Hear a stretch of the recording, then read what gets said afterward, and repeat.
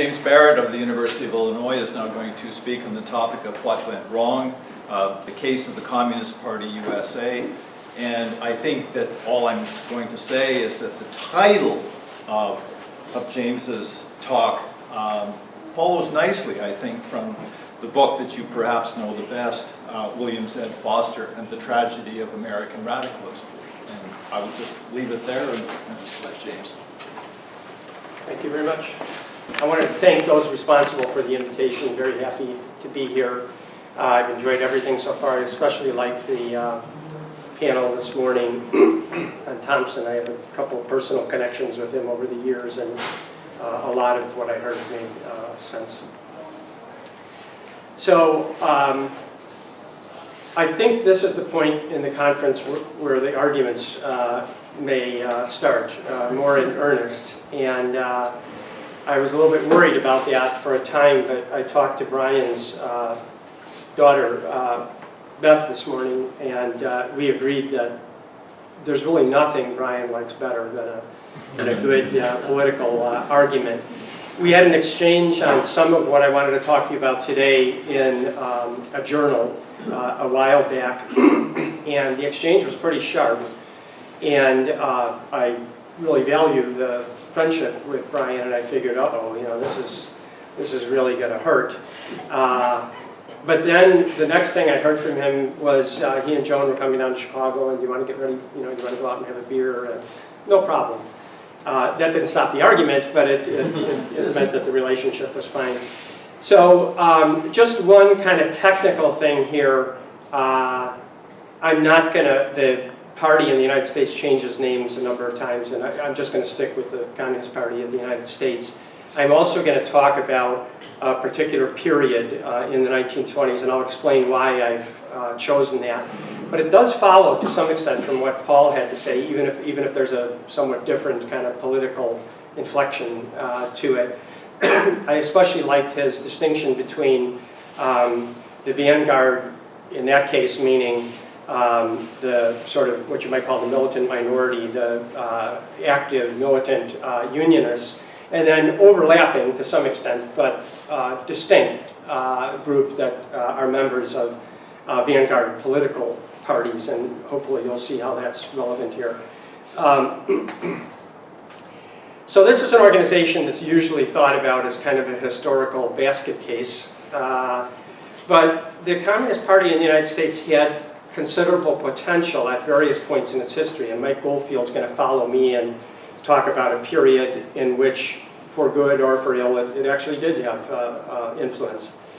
And as Paul suggested more generally, I think that the failure was not inevitable.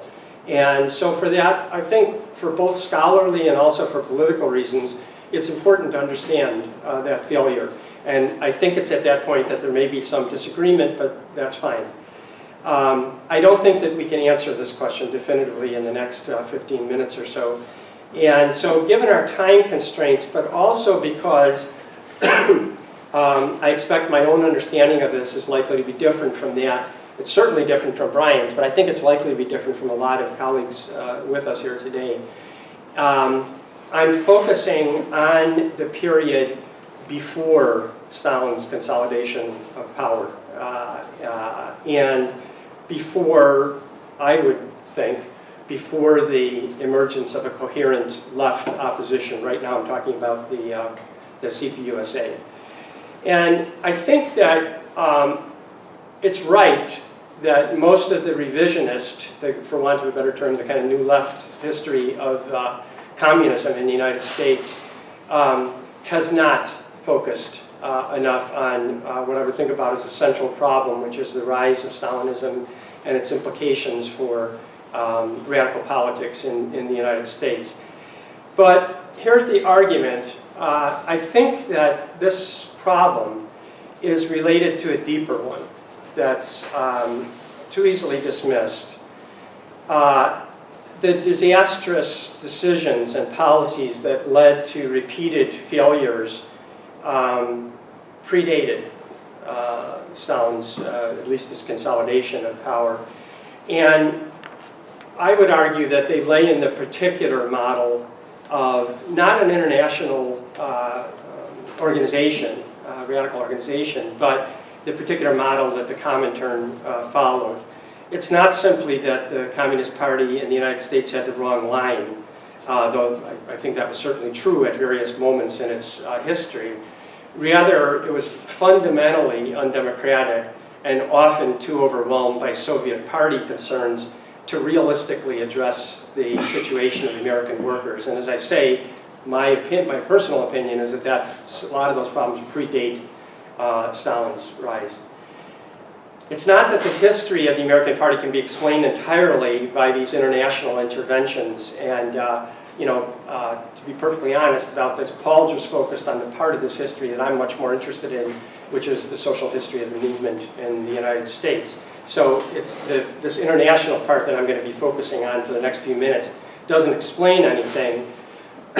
Sorry, doesn't explain everything. But I think it helps to explain how the efforts of American communists to build a radical workers' movement in the United States were undercut to some degree. To be part of an international movement was essential. The character of that movement, however, need not have followed the Comintern model, a model that allowed for each national party to find its own way without the sort of discipline hanging over its head, might not have created worldwide revolution, but it would have avoided several of the catastrophic decisions made by the party in its early history. I direct our attention to this, otherwise it may sound sort of arcane to some people, but I direct our attention to this period of kind of early to mid-1920s for the reasons I suggested. I think we can control for a couple of things that way, although we can argue about that. I find a lot of proto-Stalinism sort of identified much earlier, and frankly, I'm a little bit skeptical about that. This chronological focus is timely, I think, given Jacob Zumoff's excellent recent study of this relationship, which argues that the Comintern intervention in the 20s often saved the American Party from itself and was a constructive influence on its development. In some cases, this was definitely true, as in the Comintern's efforts to Americanize a party based almost entirely on foreign language groups and fragmented by those divisions. Its demand that the warring parties in the United States, there were a number of them, merge to create a unified Communist Party. And perhaps most importantly, I would argue, and I think Mike may have something to say about this, the emphasis on race in the United States. I think it's, the Comintern didn't invent that. I mean, there were plenty of people around, particularly black workers within the Communist Party of the United States, talking about that. But there's no doubt that the Comintern pushed people in that direction. But in making his case, Zumoff dutifully documents a number of instances where Comintern interventions were really disastrous. And I have time really only to deal with a couple of them, and in fact I may lop off a couple that I was going to deal with here.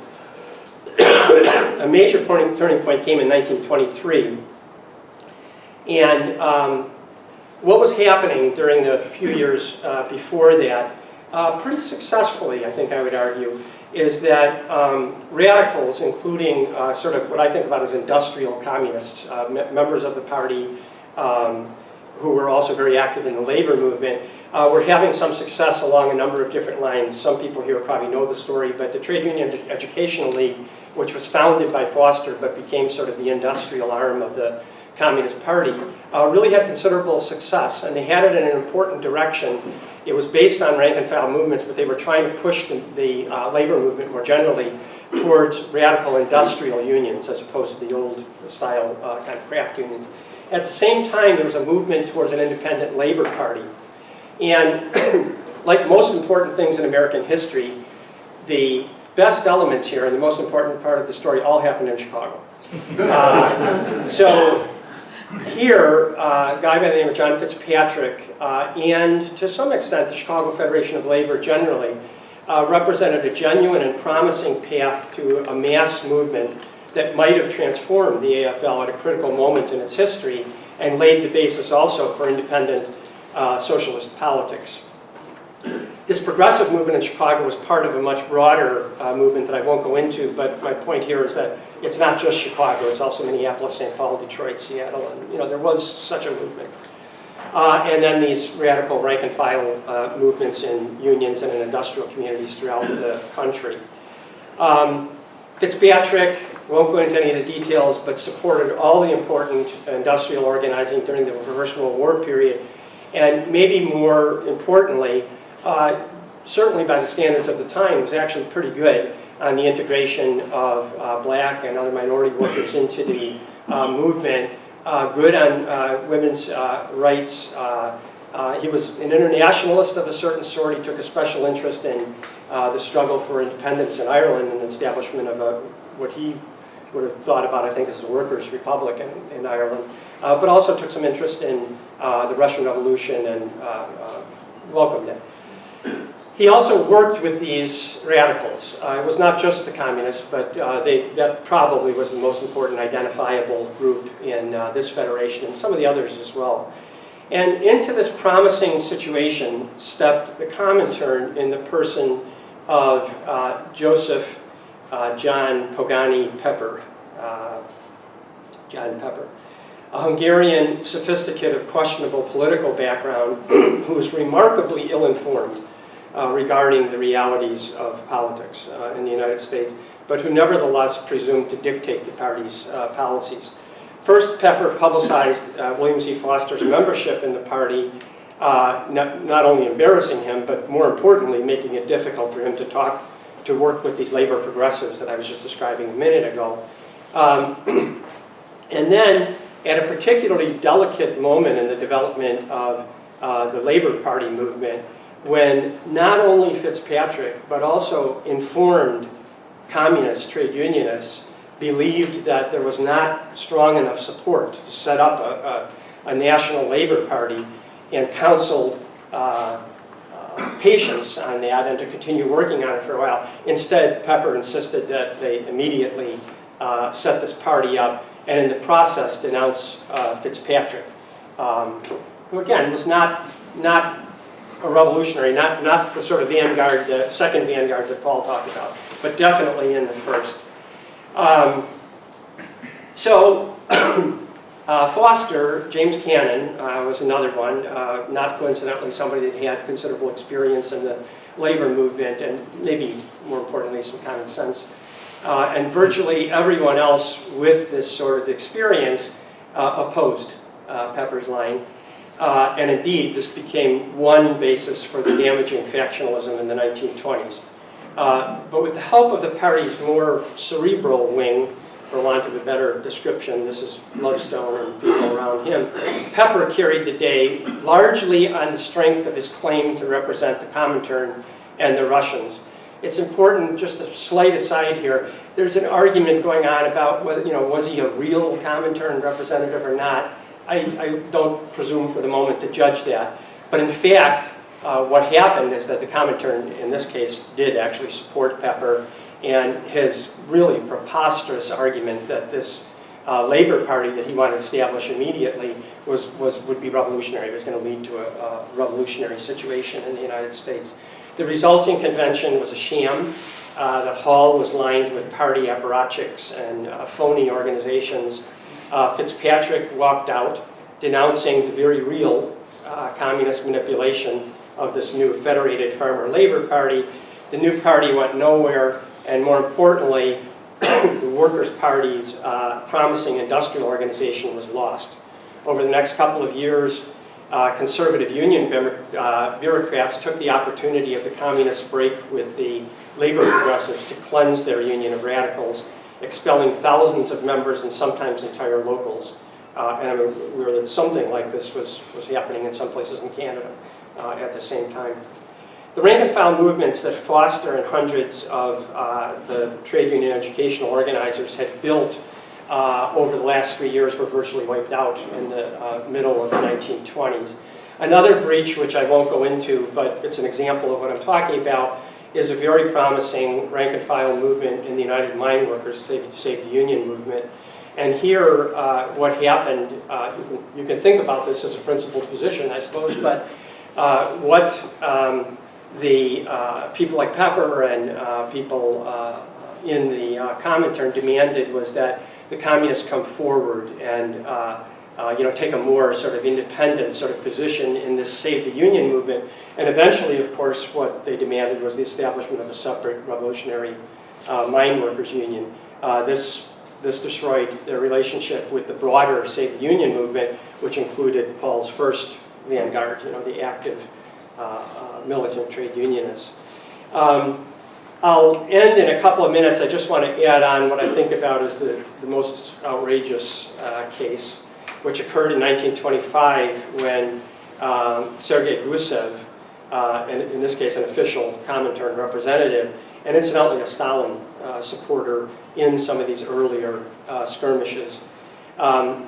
This guy arbitrarily stripped the leadership of the Workers' Party in the United States from the Foster faction, which is this faction that was more embedded in the industrial life of the country and the unions and so forth, stripped that faction of its leadership, which represented a large majority of party membership, including most of the proletarian elements in the party, and he handed control over Stalin's ultra-sectarian faction.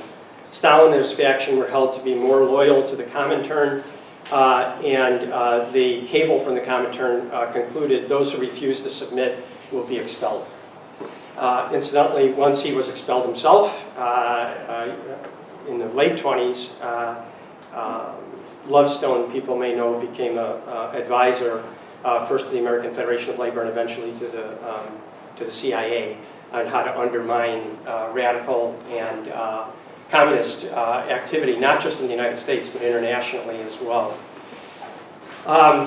This forced reorganization of the party leadership greatly increased, rather than reducing, the factionalism.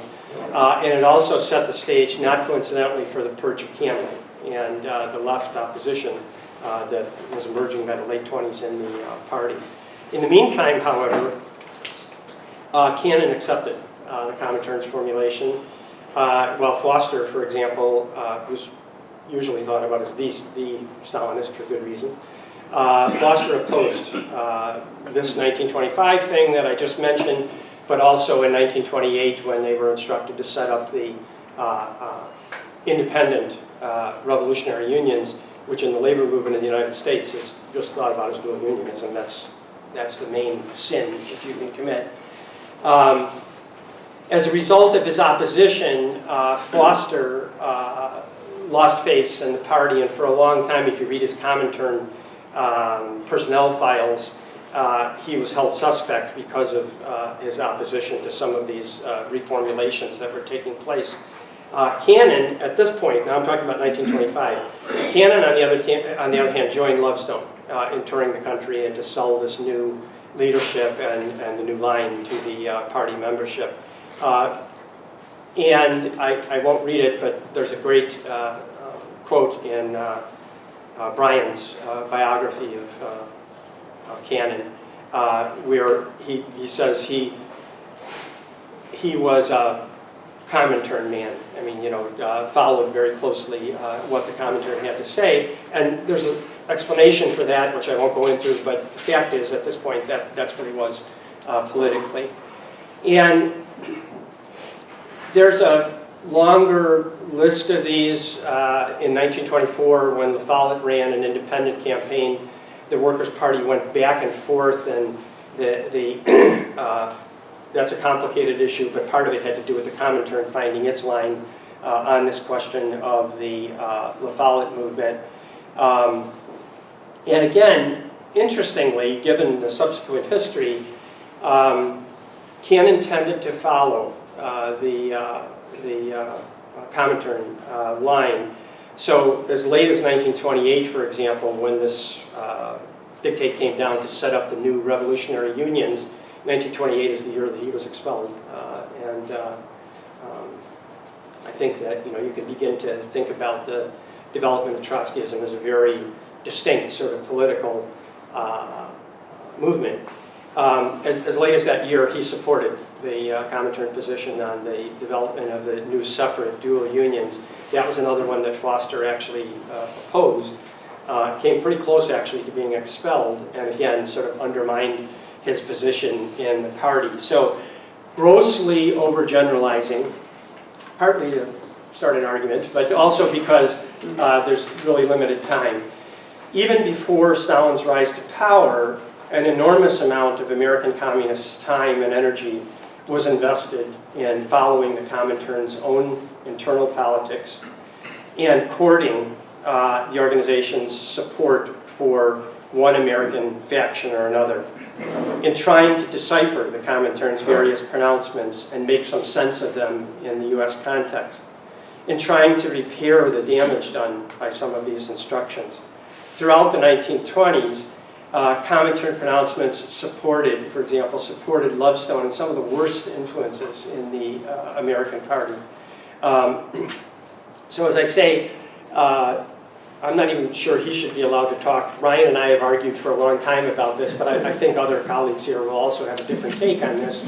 I think that if I'm not doing anything else, I'm trying to sort of call attention to not only the obvious sort of positive sort of elements in terms of this international relationship and the international movement, but also some really disastrous sort of effects that this particular kind of relationship with the Comintern had with the American Party.